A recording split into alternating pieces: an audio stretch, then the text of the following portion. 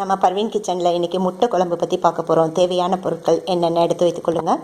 5 முட்டை, ஒரு 25 கிராம் போல் புளி எடுத்து வச்சுக்கொள்ளுங்க.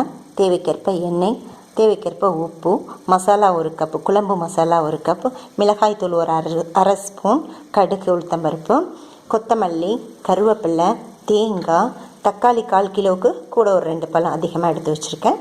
தக்காளி, 3 வெங்காயம், ஒரு பச்சை மிளகாய், இது இவ்வளோ தேவையான பொருட்கள் எடுத்து வச்சுக்கொள்ளுங்க. எப்படி செய்யலாங்கிறத காட்டுறேன் பாருங்கள். நம்ம முட்டை குழம்புக்கு என்னென்ன தேவையோ எல்லாம் ரெடி பண்ணி வச்சுருக்கோம்.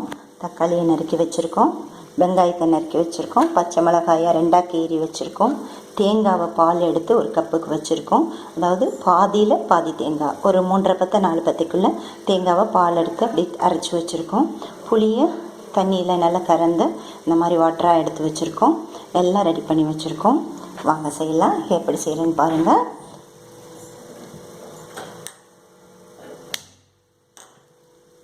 அடுப்பை பொருத்திட்டோம்.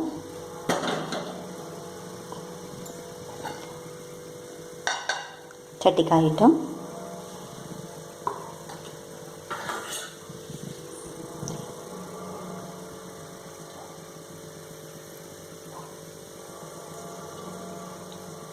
ஒரு 3 ஸ்பூன் போல் எண்ணெய் ஊற்றிக்கொள்ளுங்க.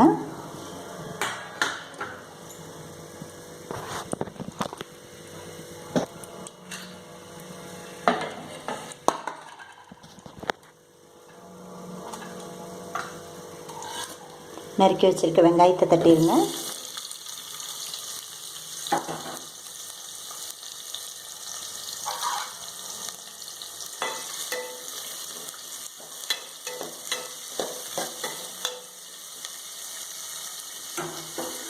வெங்காயம் எண்ணெயில் ஒரு 2 மினிட்ஸ் வேகட்டும்.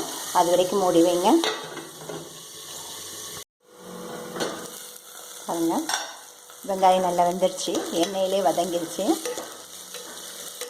இப்போ நடுவில் 2 வாட்டி நான் கிளறி விட்டுக்கிட்டேன். நல்லா வதங்கிடுச்சு. நம்ம கீறி வச்சுருக்க பச்சை மிளகாவையும் கட் பண்ணி வச்சுருக்க தக்காளியும் எடுத்து வச்சிடலாம். இதையே நல்லா கிளறி விட்டு ஒரு 2 மினிட்ஸ் அப்படியே மூடி வச்சுருங்க. வேகட்டும், எண்ணெயில் வேகட்டும். இதுக்கு நடுவில் நான் முட்டையை பக்கத்து அடுப்பில் வேக போட்டிருந்தேன். நல்லா அவிஞ்சிருச்சு முட்டை. முட்டையை அவிச்சு நம்ம கிளியராக எடுத்து வச்சுக்கொள்ளுவோம். முட்டை அவிஞ்சிருச்சு.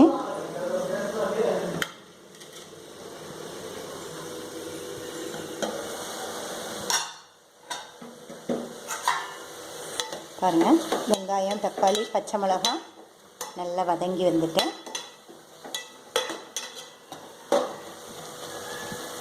நல்லா வதங்கிருச்சு. நம்ம ஏற்கனவே கறந்து வச்சுருக்கேன் புளி தண்ணீர் எடுத்து இதில் ஊற்றிடலாம்.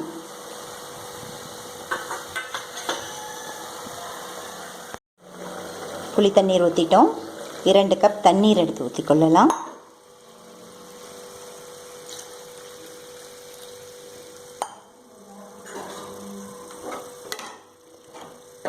இந்த புளி தண்ணீரோடு சேர்த்து 2 கப் தண்ணீர் ஊற்றிருக்கோம். நம்ம ஏற்கனவே ஒரு கோப்பைக்கு மசாலா தூள் காட்டினேன் இல்லையா, அதில் ஒரு அரை கோப்பை மசாலா இதில் கொட்டிடலாம். அரை கோப்பைக்கான மசாலா இதில் நம்ம போட்டிருக்கோம். குழம்பு மசாலா இது. தனியாத்தூள், தனியா, மிளகாய், ஜீரகம், சோம்பு, மஞ்சள், இது அனைத்தும் சேர்ந்த கலவையான மசாலா. அது ஒரு டேபிள் ஸ்பூன் மாதிரி ஸ்பூனுக்கு ஒரு 6 ஸ்பூன் மசாலா நம்ம அதில் போட்டிருக்கோம். தேவைக்கேற்ப உப்பு சேர்த்துக்கொள்ளுங்க.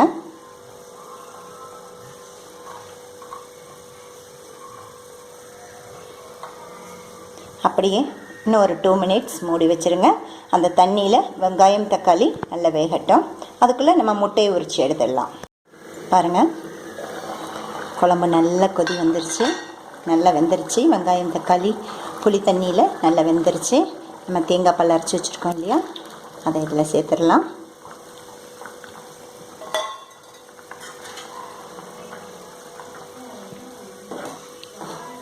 தேங்காய் பால் தான் இதுக்கு ரொம்ப முக்கியம்.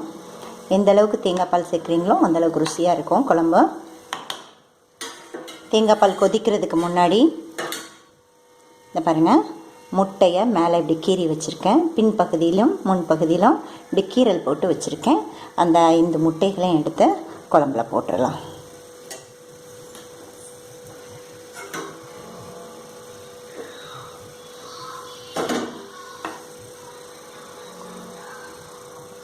இன்னும் ஒரு 2 நிமிடம் அது கொதிக்கிறதுக்காக நம்ம மூடி வச்சிடலாம்.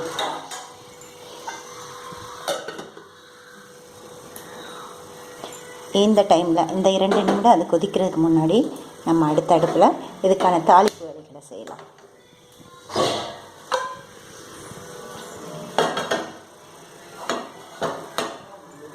சட்டி காயிட்டும். சட்டி காஞ்சிருச்சு. எண்ணெய் ஊற்றலாம். ஒரு 4 ஸ்பூன் போல் எண்ணெய் ஊற்றிருக்கோம். நம்ம அதில் கடுகு போட்டுக்கொள்ளுங்க. கடுகு வெடிக்கட்டும்.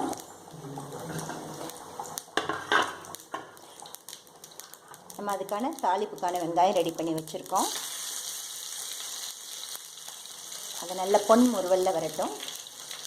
அது வரைக்கும் எங்கள் குழம்பு ரெடி ஆயிடுச்சு. ஆஃப் பண்ணிடுவோம் அடுப்பை. பாருங்கள் எப்படி இருக்குது பாருங்கள்.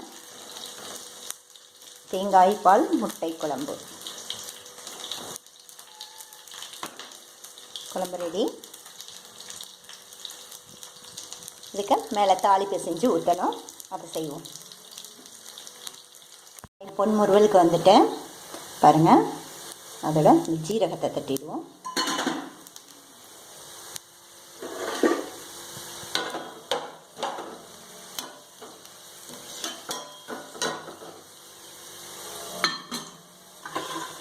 கருவேப்பிலை எடுத்து போட்டுருவோம்.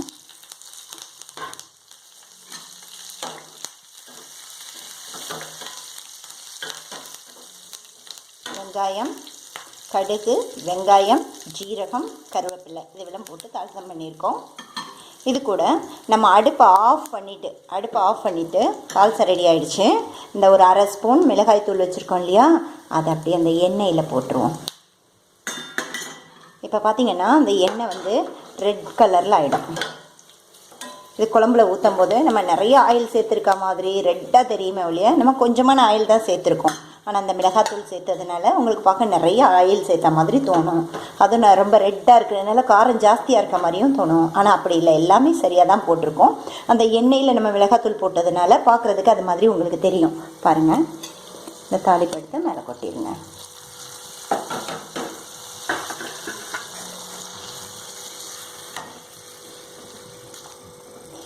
தேங்காய் பால் முட்டை குழம்பு ரெடி.